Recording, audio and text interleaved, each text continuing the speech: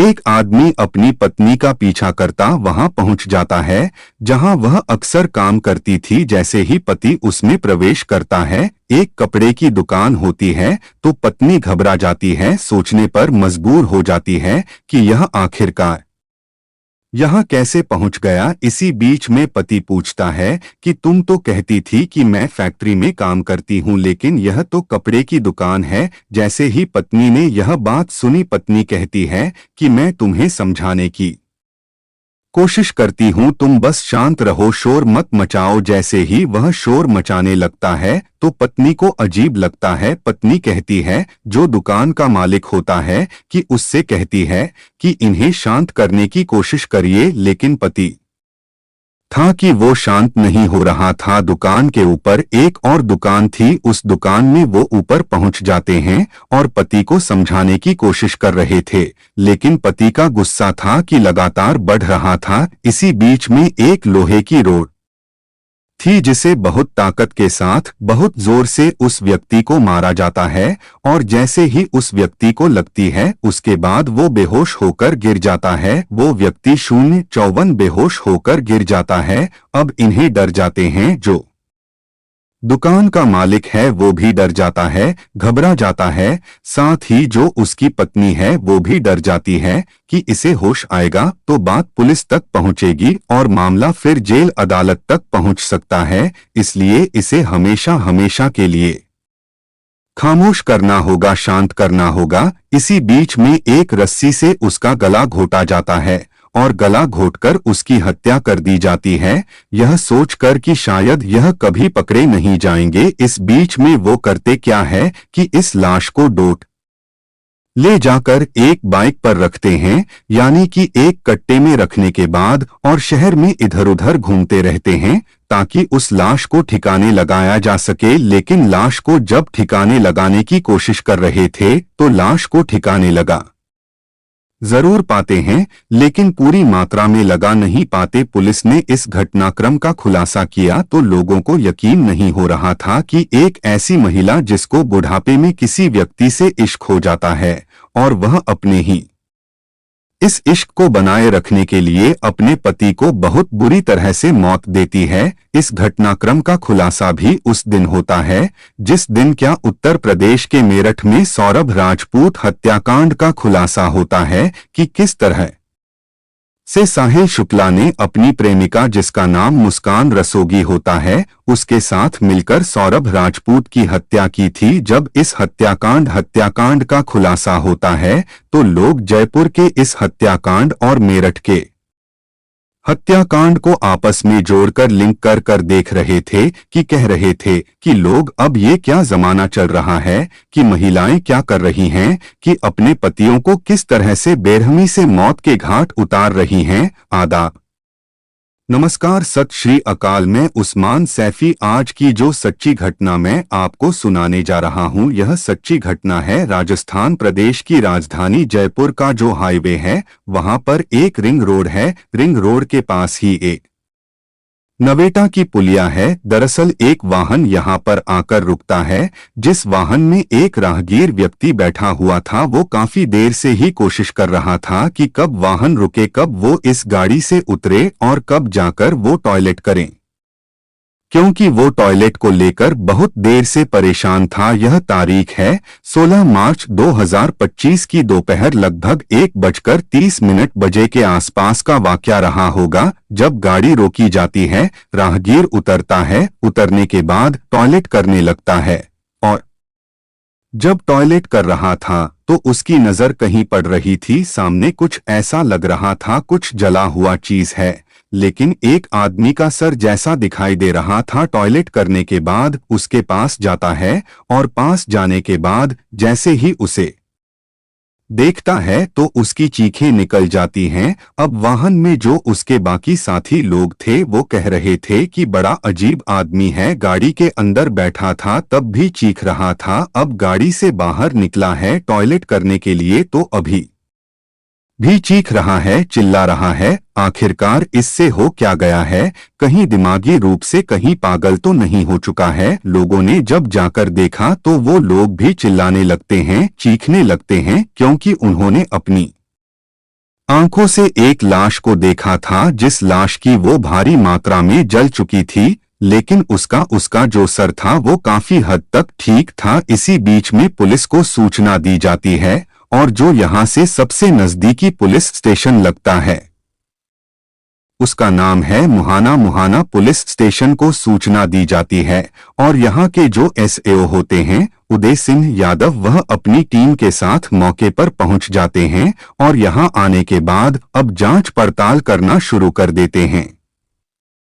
देखते ही प्रथम दृश्य ऐसा लग रहा था जैसे किसी व्यक्ति की पहले हत्या की गई है, यहाँ से दूर, और हत्या करने के बाद लाश को यहाँ लाया गया है और जलाने की कोशिश की गई थी, लेकिन पूरी मात्रा से वो जल नहीं पाता है। आखिरकार कौन यह काम करेगा? यह मरने वाला व्यक्ति कौन है? अब पुलिस के दिमाग में बहुत सारे सवाल चल रहे थे। इसी बीच में डॉग स्क्वाड बुलवाया जाता है और एफएसएल टीम बुलवाई जाती है, साथ ही यह जांच पड़ताल करने की, और आसपास के जितने भी लोग होते हैं यहाँ पर उनसे भी पूछताछ की जाती है, लेकिन कोई बताने की स्थिति में था ही नहीं। अब पुलिस के पास कोई रास्ता नहीं था। पुलिस करे तो क्या करें? जो ये लाश होती है, इस लाश के पोस्टमार्टम के लिए भेजा जाता है, और पोस्टमार्टम से पता चलता है कि किसी रस्सी से गला दबाकर इसकी हत्या की गई है।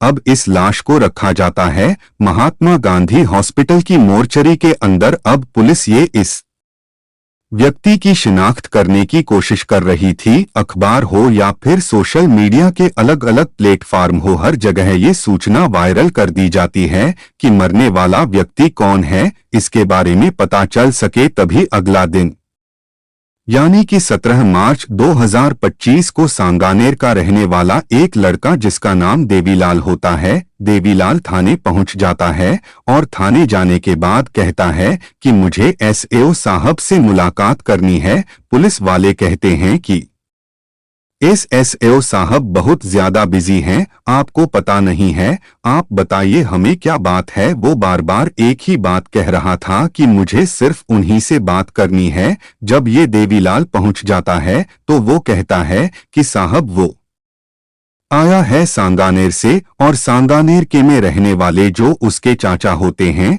उनकी लगभग 40 साल के आसपास की उम्र रही होगी। नाम उनका धन्नालाल है। 15 मार्च 2025 की शाम लगभग 4 बजे के आसपास वो अचानक घर से निकल जाते हैं, और घर से निकलने के बाद वो लापता हो जाते हैं। ऐसी कौन सी जगह है जहां हमने अपने चाचा को तलाश नहीं किया है, लेकिन चाचा कहीं मिल ही नहीं रहे हैं। उनके फोन पे फोन करते हैं तो फोन स्विच ऑफ आता है।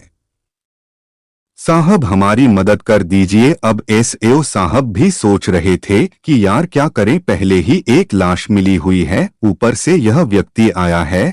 तभी एक सिपाही आता है, कहता है साहब ऐसा लग रहा है कि आप अगर कोई दिक्कत ना हो तो जो फोटो हमने वहां हमारे पास कलेक्ट है, एक बार फोटो दिखा के देख लो, हो सकता है कि इसके चाचा हो। जैसे ही यहाँ एसएओ के दिमाग में बात आता है उदय सिंह यादव, वो कहते हैं कि देखो हमारे पास कुछ फोटोग्राफ्स हैं, आप देखकर बताओ कि तुम्हारे चाचा कहीं ऐसे तो नहीं दिखते। बस उस फोटो को देखने के बाद जो लड़का होता है देवीलाल, वो दहाड़े मार मार कर रोने लगता है, चीखने लगता है। पुलिस समझ जाती है कि जिसकी लाश अभी एक दिन पहले मिली है, 16 मार्च को 1:30 बजे के आसपास ये लाश इसी के चाचा की है, जिनका नाम धन्नालाल है, जिनके बारे में पता किया जाता है कि वो मुहाना मंडी में सब्जी बेचने का काम करते हैं, और 15 मार्च 2025 की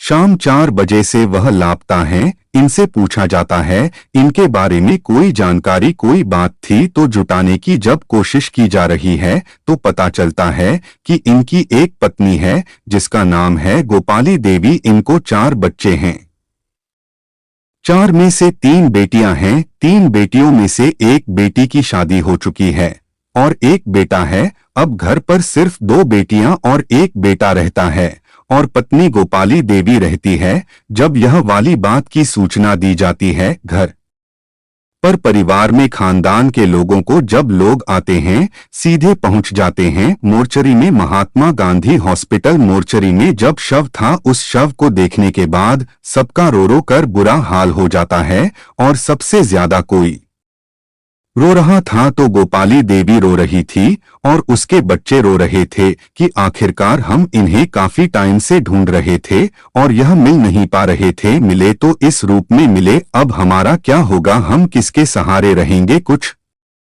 इसी तरह की बातें थी। पुलिस वाले उन्हें सांत्वना देते हैं, कहते हैं कि आपको परेशान होने की जरूरत नहीं है, जितनी जल्दी हो सकेगा हम इस घटनाक्रम का खुलासा कर देंगे। पुलिस अब इस घटनाक्रम के खुलासे के लिए कई टीम गठित करती है और टीम गठित करने के बाद यह कोशिश करती है कि कम से कम समय में इस घटनाक्रम का खुलासा होना चाहिए। पुलिस ने उस इलाके के जितने भी सीसीटीवी कैमरे थे उन्हें खंगालना शुरू किया, क्योंकि आसपास के लोगों से बातचीत तो कर चुके थे, वहां से कोई क्लू मिल नहीं रहा था। एक बाइक थी, एक बाइक जो कि लगातार चक्कर काट रही थी। एक बाइक पे एक आदमी बैठा हुआ है जिसने अपने हेलमेट लगाया हुआ है, बीच में कोई भारी सी चीज रखी हुई है। एक सफेद रंग के कट्टे में जो प्लास्टिक का कट्टा होता है, उसके पीछे एक महिला है। महिला ने एक बड़ा सा घूंघट किया हुआ है। ये कौन है, इसके बारे में जानकारी जुटाई जाती है। दरअसल किसी ने कहा कि ये बार बार चक्कर काट रहे थे, इनका चक्कर काटने का मामला समझ में नहीं आया, या तो ये रास्ता भटके हुए हैं या फिर कोई और वजह है। तो क्योंकि उनके चेहरे तो दिखाई दे नहीं रहे, जो बाइक था बाइक पर नंबर आता है और नंबर से पता चलता है कि आखिरकार यह जो बाइक है वह किसके नाम है। तो पता चलता है यह बाइक सांगानेर में एक कंसीदो वाली गली है और कंसीदो वाली गली में एक श्री श्याम फैशन के नाम से एक दुकान है और दुकान का एक मालिक होता है जिसका नाम दीनदयाल कुशवाहा होता है। उम्र जिसकी लगभग 30 साल के आसपास होती है। पुलिस सबसे पहले इसी के पास पहुंचती है क्योंकि यही एक प्राइम सस्पेक्ट था। पुलिस के पास कोई ऐसी लीड मिल नहीं रही थी और यह घटनाक्रम भी कुछ ऐसा था पुलिस के लिए जैसे क्या भूसे के ढेर में से सुई को तलाश करना। यह अंधा कत्ल था, किसने किया, क्यों किया, पुलिस इन सवालों के जवाब तलाश करना चाह रही थी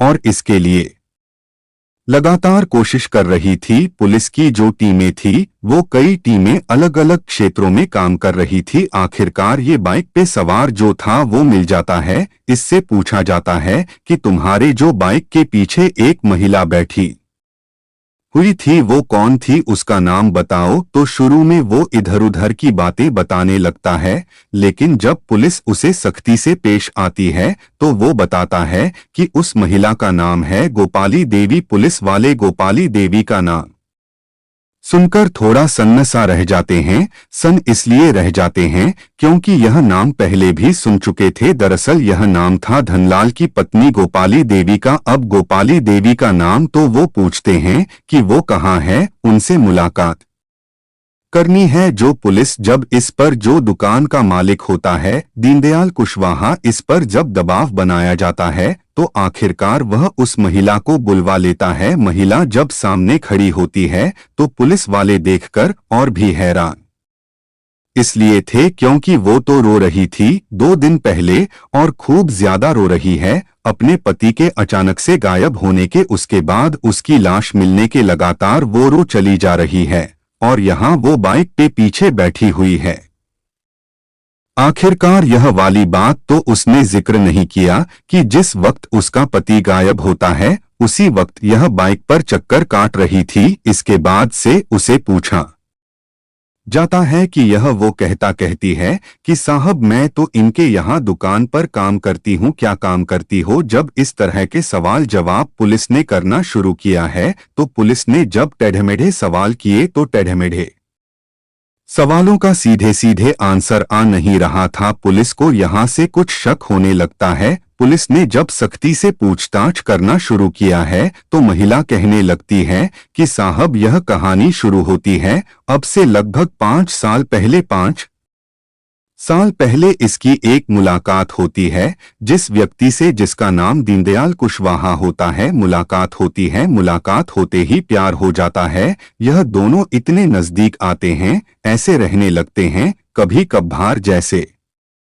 पति पत्नी की तरह। और इसे मौका मिलता है, वो कहता है कि तुम मेरी दुकान पे ही क्यों ना काम कर लेती हो। यानी कि श्री श्याम फैशन पर काम, नीचे दुकान होती है, ऊपर मकान जैसी स्थिति होती है। वहां कहीं नहीं रोकने वाला था, ना कोई टोकने वाला था। जब चाहो जब उसके साथ वो अपना वक्त बिता सकता था, संबंध बना सकता था। कोई भी रोक नहीं थी, कोई टोक नहीं थी। लेकिन जो पति था धन्नालाल, उसको शक होने लगता है कि उसकी पत्नी इतना ज्यादा खुश रहती है। वो रोज के रोज तैयार होके कहीं जाती है। जब उससे पूछा जाता है तो बताती है कि वह फैक्ट्री में काम कर रही है। धीरे धीरे करके वक्त गुजरने लगता है, घर में झगड़े भी होने लगते हैं। वह बार बार अपनी पत्नी से पूछता था क्योंकि वह अपना काम नहीं छोड़ना चाहता था। सब्जी बेचा करता था और जो सब्जी बेचने का एक निश्चित टाइम होता है, दुकान खुलेगी, ग्राहक आएंगे, तो वो अपना काम नहीं खराब करना चाहता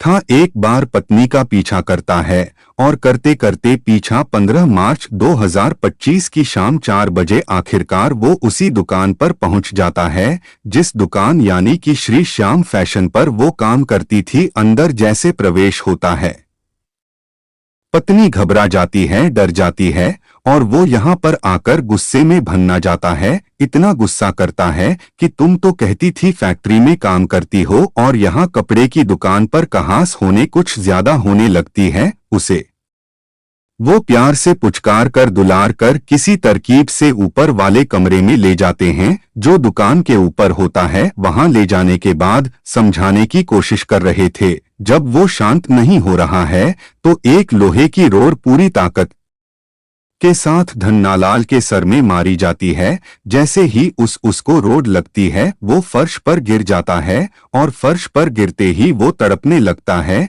इसी बीच मौका पाती है, वो दोनों फैसला लेते हैं कि इसका तो काम तमाम कर ही देते हैं क्योंकि यह रहेगा जिंदा तो हम कभी मिल नहीं पाएंगे। लेकिन वो भूल रहे थे कि यह कर जो रहे हैं वो बहुत जल्दी पकड़े जाएंगे। लेकिन उन्हें इस बात की कोई फिक्र नहीं थी, ना उस महिला को इस बात की फिक्र थी कि उसको 3 छोटे बच्चे हैं, उनकी कौन देखरेख करेगा। उसको ना इस बात की फिक्र थी कि वो भविष्य में जेल भी जा सकती है। हत्याकांड को अंजाम दे देते हैं। अब ये फैसला लेते हैं कि क्यों ना इस लाश को ठिकाने लगाया जाए। लाश को ठिकाने लगाने के लिए उसकी लाश को प्लास्टिक के कट्टे में रखा जाता है और कट्टे में रखने के बाद एक तरह से पैक कर देते हैं और बाइक पे बीच में रखते हैं। आगे प्रेमी होता है, पीछे खुद बैठती है और बीच में उसका पति होता है और यह बाइक लेकर निकल जाते हैं।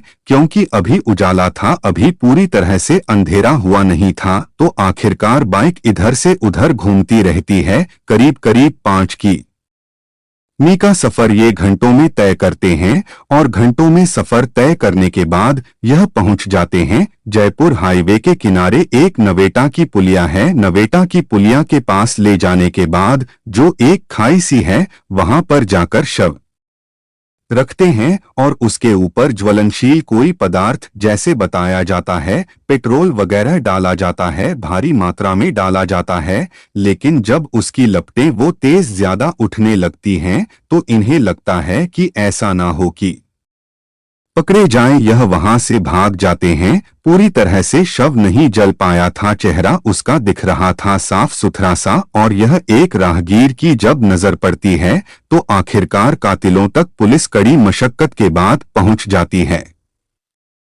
और घटनाक्रम का खुलासा करती है। तो पता चलता है कि 4 बच्चों की मां को, जिसकी उम्र 40 साल है, 10 साल छोटे एक व्यक्ति से आशिकी करने लगती है, उसके साथ अवैध संबंधों में थी और पति इस बात का विरोध करता था और इसी बात को लेकर झगड़ा होता था। इस घटनाक्रम का खुलासा उस दिन होता है जिस दिन क्या मेरठ में जो सौरभ राजपूत होता है उस हत्याकांड का खुलासा होता है कि किस तरह से सौरभ राजपूत की हत्या उसकी पत्नी जो मुस्कान दस्तोगी होती है उसने अपने प्रेमी साहिल शुक्ला के साथ मिलकर हत्या कर दी थी और हत्या करने के बाद उसके शव के टुकड़े करने के बाद ड्रम लाया जाता है, उसके अंदर लाश को रखा जाता है, रखने के बाद पैक कर देते हैं और 13 दिन के लिए शिमला मनाली या अलग अलग जगहों पर घूमते हैं, त्योहार भी मनाते हैं, होली का पर्व मनाते हैं, बर्थडे भी मनाते हैं। और वह इधर उधर घूम रहे थे और 18 तारीख को जब 17 को वापस लौट कर आते हैं, जब लड़की अपनी मां के पास पहुंचती है तो आखिरकार 18 मार्च को ये थाने पहुंचते हैं ब्रह्मपुरी में और इस घटनाक्रम का खुलासा होता है। एक तरफ तो यह मेरठ कांड का खुलासा हो रहा था, दूसरी तरफ जयपुर के मुहाना में इस घटनाक्रम का खुलासा होता है, तो लोगों को यकीन नहीं हो रहा था कि आखिरकार आज इस समाज में महिलाएं किस ओर जा रही हैं कि अपने पति की किस तरह से गम हत्या करती हैं, वो भी बहुत भयानक रूप में उसे मौत के घाट उतरवा देती हैं। और यह सोचकर कि शायद कभी खुलासा नहीं होगा, लेकिन पुलिस जब अपनी सी आती है तो पुलिस पूरी ईमानदारी से जांच पड़ताल करती है, तो कातिल या अपराधी कितना ही शातिर किस्म का क्यों ना हो वो पकड़ा ही जाता है। यहाँ भी ऐसा ही होता है, गोपाली देवी पकड़ी जाती है, उसका प्रेमी भी पकड़ा जाता है, दीनदयाल कुशवाहा, और फिलहाल वो जेल में है और उनके खिलाफ पुलिस चार्जशीट लगाकर कम से कम समय में इन्हें सजा दिलाने की कोशिश करेगी। लेकिन उन बच्चों का क्या कसूर जो 2 बेटियां और 1 बेटा घर पर हैं, उनकी परवरिश कैसे होगी? कई तरह के सवाल उनके ऊपर भी खड़े हुए हैं। दोस्तों, इस पूरे घटनाक्रम को सोने का उद्देश्य किसी को परेशान करना नहीं है, किसी का दिल दुखाना नहीं है, बल्कि आपको जागरूक करना है, आपको सचेत करना है और जाते जाते आपको बताना है कि आज के दौर में जिस तरह से ये लगातार रिश्तों का कत्ल हो रहा है, वो भी भयानक रूप में हो रहा है। इस बात की चर्चा न केवल इंडिया के अंदर है, बल्कि पूरी दुनिया में इस बात को चर्चा फैल गई है कि आखिरकार इंडिया में महिलाएं क्या कर रही हैं, क्या नहीं कर रही हैं।